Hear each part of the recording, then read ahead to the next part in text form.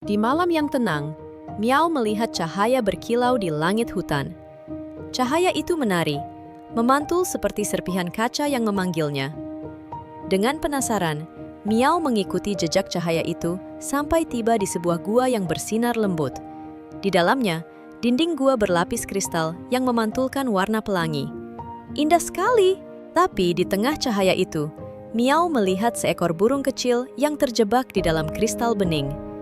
Burung itu berbisik, "Tolong aku, Miao!" Miao mencoba menggoyang kristalnya, tapi tak berhasil. Ia duduk, menarik napas, dan mendengarkan suara hatinya. Lalu perlahan, ia bernyanyi dengan lembut. Lagu kecil tentang persahabatan dan keberanian. Kristal pun mulai bergetar, retak, dan pecah menjadi cahaya-cahaya kecil. Burung itu terbang bebas, meninggalkan jejak pelangi di atas kepala Miao. Miao tersenyum, karena ia tahu, kadang keajaiban lahir dari hati yang tulus.